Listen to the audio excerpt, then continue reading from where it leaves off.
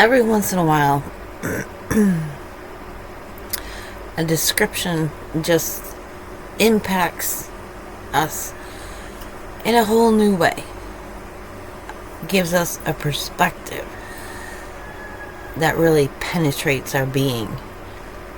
And we begin to understand, to fathom what it means. And for me, most recently, it was the idea of time being a construct of distance and our Creator being outside of time. 1,000 years is as a day is like 1,000 years.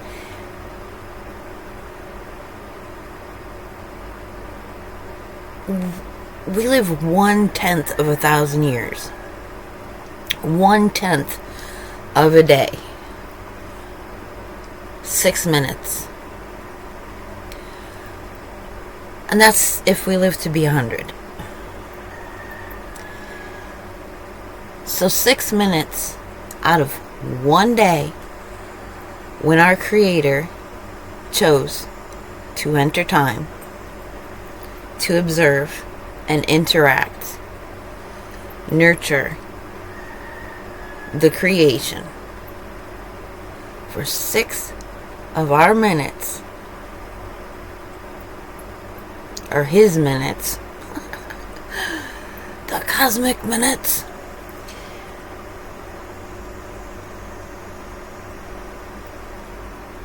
we individually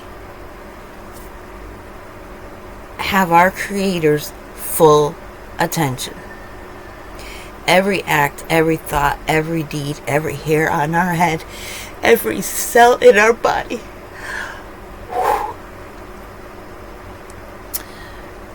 And then another 6 minutes for my neighbor. Another 6 minutes for someone else.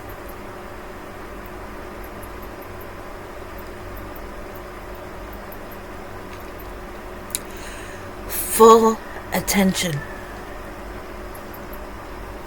for our entire lives.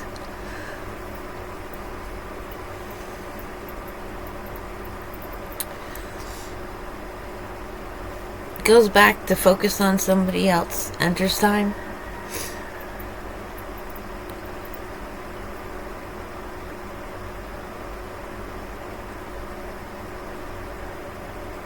It's just the blink of an eye.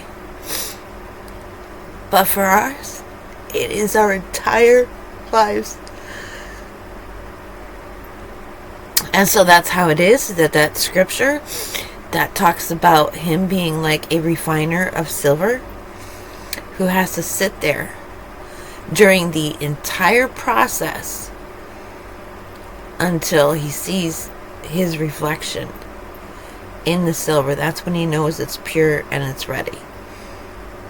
And then he can take it off the fire. So if we go to our deaths, we're being taken off the fire.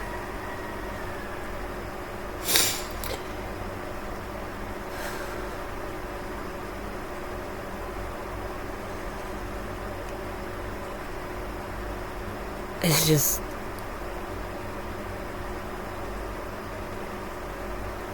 you're used to, you have a pet or a child or a companion, a spouse, somebody who's present with you by your side all the time, and to transfer that energy to our Creator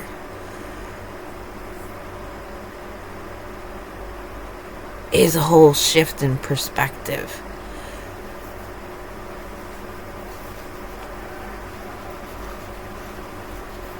It's amazing.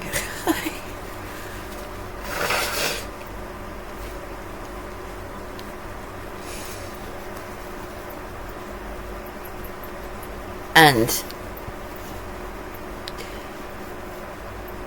all of these monsters, these sons of God, these primordial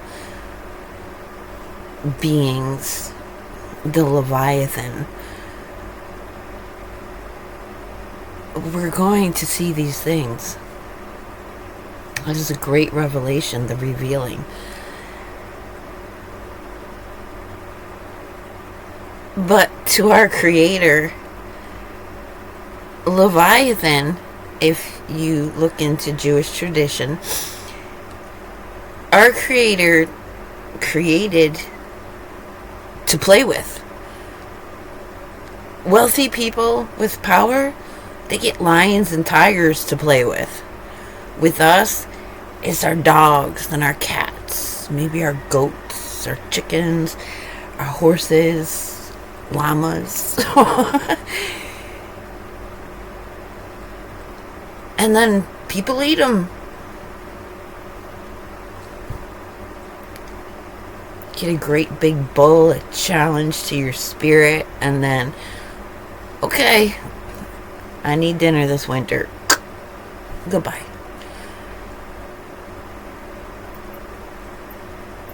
And so, it just puts everything in a whole different perspective. Like, it just works its way down, layer by layer, level by level. Because we are multifaceted. We are multidimensional within ourselves. And so that's why it takes time for the cognition, the understanding of something to take years and experience and impact to hit the next level. Like layers, like an onion, everybody says. And we create these survivor egos on top of the previous survival ego, on top of the previous survival ego, to the first survival ego that we created to protect, defend, repress, ignore our true personality. We can't exist without an ego. It's a sense of self that is different than the abyss that surrounds us, the Creator themselves.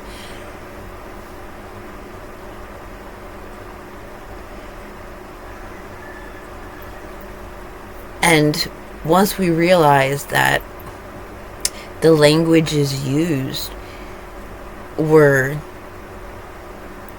like European languages, everything has a prefix. Le, la, el. And they're either masculine or feminine. Everything within creation is either masculine or feminine in its dominant predisposition. And so many times, those of us who are aware that there are many aspects to us. I have the friend aspect of me. I have the pet parent way of interacting. I have the motherly way of interacting, the auntie way of interacting, the co-worker way of... These are different aspects of our one ego. And so sometimes we catch ourselves saying we do it this way, we responded this way. We become aware that we can be sad and ecstatically happy at the same time. You know, parting is such sweet sorrow. Like happiness that they're going off and woo, they're going on an adventure. Woo, this leaves room, like, without them, an adventure in itself of my own. But dang, I love them. I love having them close. I love knowing every detail of their experience. That's the bittersweetness. So there's more than one aspect to us that coexist. And so when our Creator says, let us make man in our image,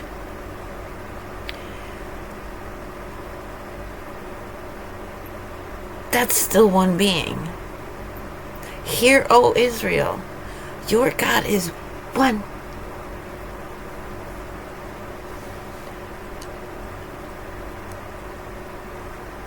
And that one is outside of absolutely everything and can spend 6 galactic minutes on our entire lives.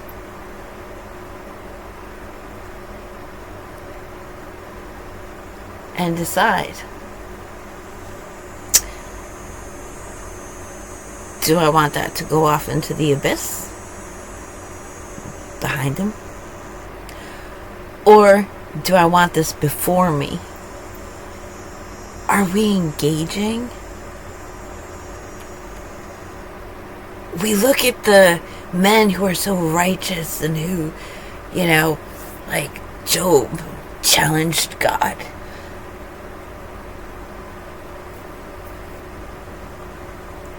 They have engaging personalities.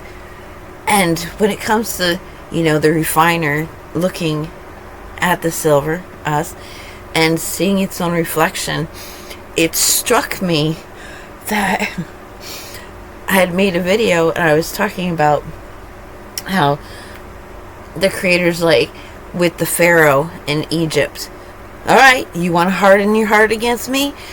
It's gonna stay that way, and look, until all the plagues is past and his firstborn child was gone. There you have it. You don't want to play that way? I'm gonna play that way. When I feel in my power, confident and unafraid, like when I was young, first married, and the husband decided to play head games. For me, I told him, you want to get married? I'm not wife material. I don't have any practice. Like, I'm not domesticated. But okay, I'll give it a try. And his mother gave me a cookbook, recipes of all his favorite things cooking. And I put my heart and soul into it and prepare a meal for him. And he comes home from work just because he's just got he obviously had a traumatic childhood and was dysfunctional.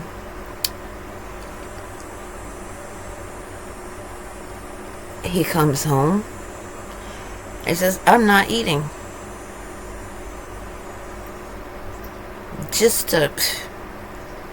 I come home from work, I decided I'm taking everything out and it's you I don't like today, so I'm not going to allow you the privilege of feeding me. I learned that's how men think. If they allow you to do something for them, a lot of men, not all, but if they allow you to do something, they see that as a privilege. And it is a punishment to not allow you to do that.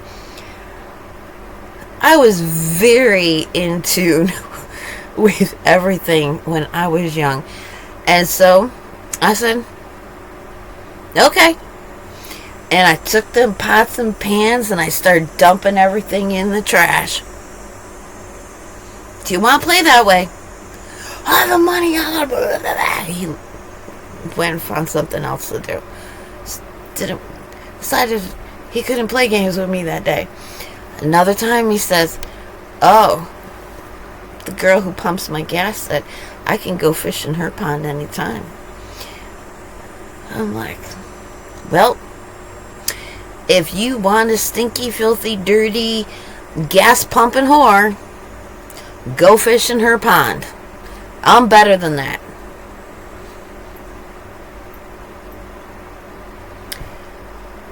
And then again, this was part of my experience of Southern California, feeling empowered, being a homeowner, having my own camp. Nobody crossed them boundaries. I could do what I wanted when I wanted. I had the resources. there was no excuse for me to take bad behavior. So I drank a lot then. Guy picks me up. We're all having fun. We go off to this other camp. And I'm like, okay, wow, I'm really drunk. I need to go home and, get my ass in bed. Can you give me a ride back? No. You drive a girl out and you don't plan on bringing her home? Well, of course, it turns out they wait for women to pass out and then they rape them. If they wake up, they go, oh, what do you mean? You didn't want that? Okay, I'm sorry, my bad. But if they can get away with it, they will. I wasn't aware of that. All I knew was I wanted to get home. They want to play that way? I go out. They left their keys in the truck. I started the truck, slammed the door, and walked away. Ooh, they come running out of there like...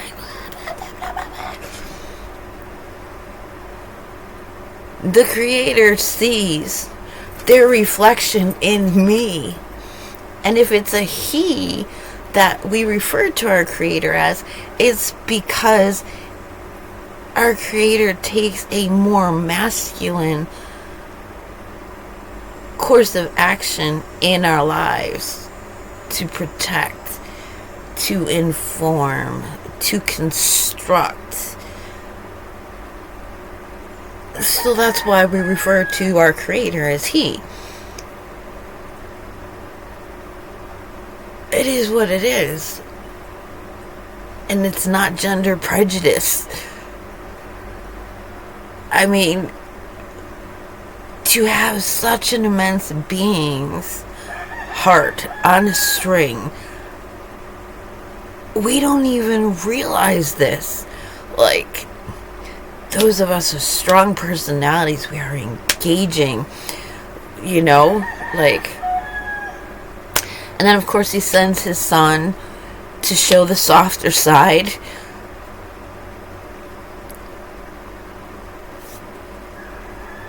Showing us that, yes, our Creator understands that to huff and bluff, like he did with Job, is not what our Creator needs in a relationship with us for them to be fulfilled.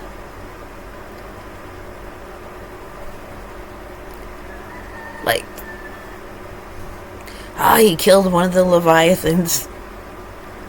What does that accomplish? One less puppy to play with.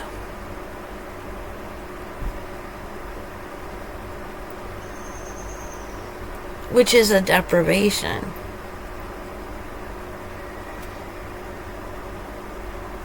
But when it comes to being in that presence, the Leviathan cannot be there. And our Creator wants all their attention on us because we are fully appropriate to engage with. There's no more need for Leviathan. And so that's why we will all partake of the feast of the Leviathan. I don't know. It's just energy on some level.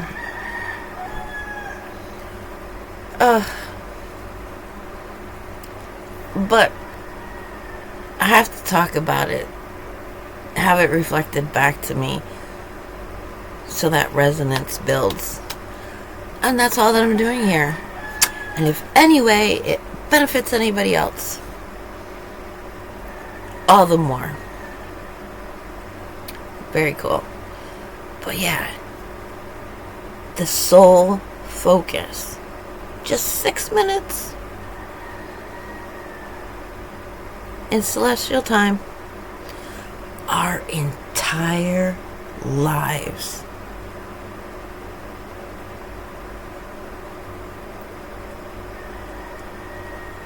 watching us, marveling at us, rejoicing at us, proud of us, fascinated and enchanted by us, adoring us, getting upset with us.